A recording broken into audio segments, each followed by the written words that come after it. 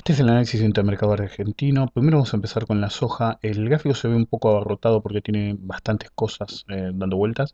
Era normal que siguiera una frenada acá, lo mencionamos la semana pasada, esta barra que tuvimos aquí coincide con los clústeres de Fibonacci. Fíjense, con el clúster de Fibonacci teníamos el 261.8 en 1186, el 75% de retroceso de toda esta caída en 1193, la resistencia en 1200, la resistencia en elipse que vemos acá que ya se fijó en el tiempo. Entonces vamos a borrar la resistencia en elipse y vamos a sacar los números de Fibonacci porque ya vimos que coinciden con la resistencia en 1200. Entonces vamos a sacar las conclusiones en base a eso. También observen el nivel de 1154, que es el retroceso 61.8 que ya fue quebrado. Ok, ahora con el gráfico más limpio.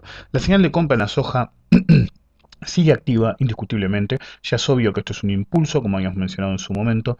Básicamente se estancó por una conjunción de factores. Uno era el clúster de Fibonacci, que es un indicador de ciclo que predice zonas en las cuales podría complicarse un poquito la situación. El nivel de 1200, que es una resistencia importante, pero de todos modos no es algo realmente preocupante lo que estamos viendo. Simplemente es una pausa, esto es un impulso, la señal de compra sigue activa. Tenemos que tener cuidado ante una corrección, si se diera, obviamente, desde estos niveles, en el nivel de 1150. Ese sería el objetivo primario si tuviéramos una corrección. De hecho, debería estar con dicha con este comportamiento de aquí, que de hecho básicamente podría ser esta, pero tal vez no lo sea, ya que hubo un nuevo máximo.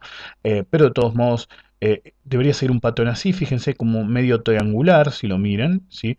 Es decir, en cantidad de tiempo, ya que debería ser un poquito más complejo, pero en esta compresión por ahí ni lo vemos ese nivel de complejidad agregado. El tema es que una corrección debería durar una semana como mucho, de hecho podría ser esta incluso, y continuar hacia nuevos máximos. Tenemos un 48% de probabilidad de nuevo máximo respecto a esta zona si lográramos que usar 1200, es decir, tenemos que empujar el pivot de cálculo de probabilidad de nuevo máximo hacia 1200, que es la resistencia obvia que tenemos aquí.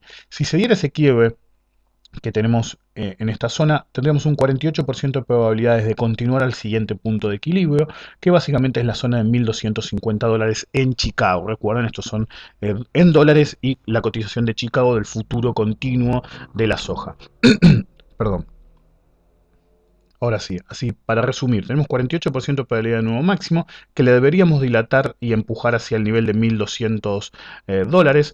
Y si eso sería, si sería el quiebre de la resistencia 1200, que tiene una importancia bastante fuerte, podríamos ir a buscar los 1250. Tengan en cuenta que la resistencia 1200 es importante y podríamos tener una corrección en este nivel, pero de todos modos seguimos con una señal de compra confirmada y un 48% de probabilidad de nuevo máximo. En adición, recuerden que tenemos generado el día 3 de agosto un target de quiebre reversión alcista en 1217,67, lo cual básicamente habilitaría alcanzar este objetivo con un 48% de probabilidades y que recién en este nivel podríamos ver si se define al alza o no en términos de continuar hacia los $1.250 o por el contrario la zona de 1200 a 1217,67, ese rango enmarcado entre la resistencia 1200 y el target de quiebre reversión alcista daría lugar a una corrección de por lo menos una semana y media, una semana, y un comportamiento como este que tuvimos aquí de por lo menos 50 a $75, lo cual depende del nivel que nosotros explotáramos, daría un posible piso en la zona de 1150. Pero eso es adelantarnos un poquito. Para empezar, la señal de compra sigue activa, la continuación es obvia, hay una buena probabilidad de continuación, pero tenemos que estar alerta ya que la valorización fue muy rápida. En términos del tipo de cambio, no vamos a hablar mucho, sigue estable, 80% de probabilidad de nuevo máximo respecto del máximo del día 31 de julio para el dólar transferencia. No veo mucho movimiento por ese lado, por ahora estamos viendo este patrón que podría ser una acumulación de mediano plazo o una distribución de mediano plazo. Realmente no podemos saberlo hasta que se cumpla un tiempito y veamos cómo continúa. Por ahora apunta a que podríamos tener una corrección de cierta importancia, pero no nos tenemos que adelantar. En términos del, vamos a empezar con el Merval, voy a dejar el riesgo para el final hoy. En términos del Merval, seguimos en una señal de compra activa, la misma señal de compra que vengo hablando hace varias semanas. Pasamos la resistencia Make or Break hacia la resistencia 1800. Cuando tenemos una resistencia tan fuerte, tan cerca, realmente tenemos que empujar el objetivo hacia ese nivel. El gráfico apunta que podría ser el final del movimiento, pero realmente eso dependería, fíjense, nuevo máximo y el oscilador de Elliott no logre hacer el nuevo máximo, lo cual apunta a que esto podría ser el final del movimiento, pero de todos modos esto estaría al comportamiento, atado al comportamiento de Estados Unidos y sobre todo, como dije en otros videos, el nivel del Standard & Poor's en 1000. Esa sería la resolución final, ¿ok? Básicamente el gráfico semanal, que es este, sigue bastante sólido y si lográramos que ver esta zona y el Standard & Poor's y el Dow Jones, el mercado americano en general, no corrigiera, básicamente el objetivo se empuja a 2000 puntos del Merval. Hay que ver con qué acciones, obviamente, y tenemos dos puntos críticos a tener cuenta, uno ya medio como que nos los llevamos, que era 1750 puntos del Merval que respondían a esta barra, y el siguiente pivote medio peligroso es 1863 que corresponde al mínimo de esta barra también. De todos modos, si lograra continuar el índice Merval apoyado por el mercado americano, recuerden, no le va a poder hacer fuerza a una corrección fuerte en el mercado americano y está en una zona complicada el mismo.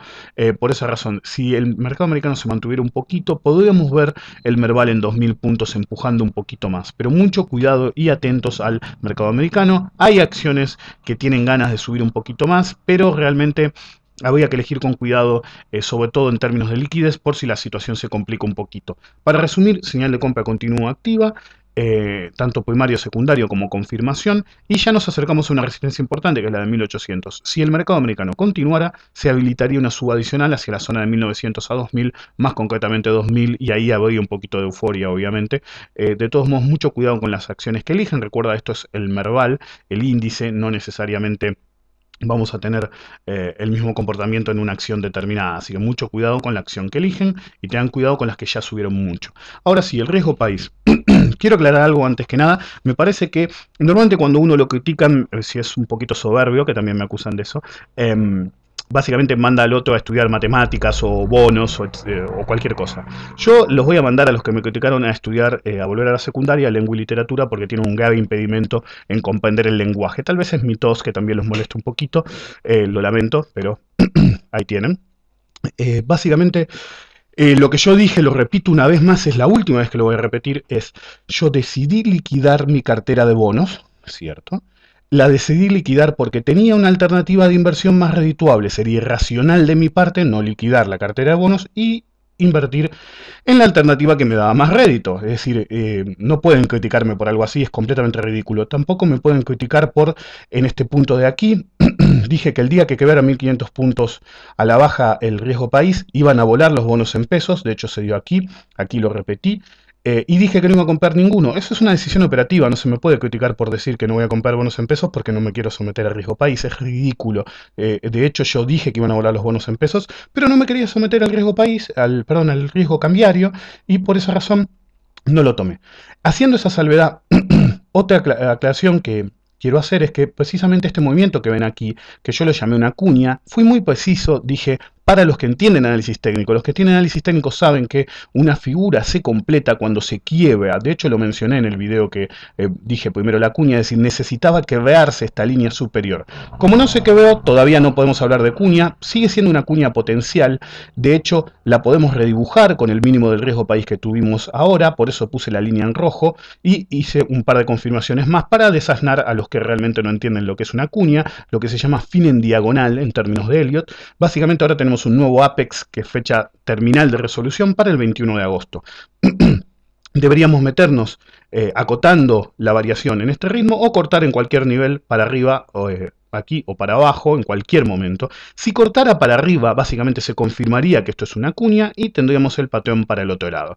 Cosas importantes para ver. Fíjense la línea verde de aquí y la línea verde de aquí muestra que la amplitud del triángulo expansivo que vimos aquí y el triángulo tipo final en diagonal que vemos aquí son proporcionales. Es decir, esta se ve un poquito más grande, pero si lo ven en escala semilogarítmica, de hecho, es al revés.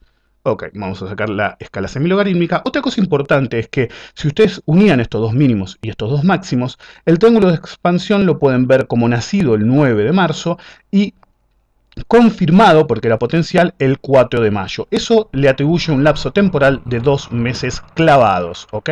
Entonces vemos el inicio de actividad, el aumento de la volatilidad que se ve en un triángulo expansivo que puede resolver para cualquier lado, resuelve, hace resistencia dinámica, fíjense aquí, clarísima, vuelve y ahora tenemos un patrón similar. Podemos ver cómo iniciado, este es el punto inicial de este patrón, el 12 de junio. Si a eso le proyectamos 2 meses, les va a dar 12 de agosto.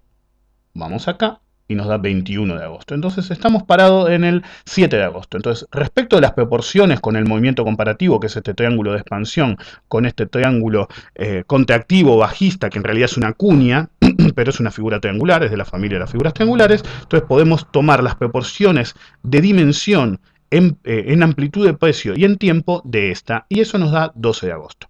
Que esto sea una cuña o no depende, entiendan bien, depende del quiebre de la línea superior. Si se diera el quiebre de la línea superior, se confirmaría la cuña y mínimamente iríamos al riesgo país de 1250. Una corrección sana, pero por enésima vez, no merece vender la cartera de bonos si no tiene una alternativa viable de inversión mejor, que es lo que dije el otro día. Así que yo no digo vendan bonos, de hecho todos los bonos todavía tienen señal de compra.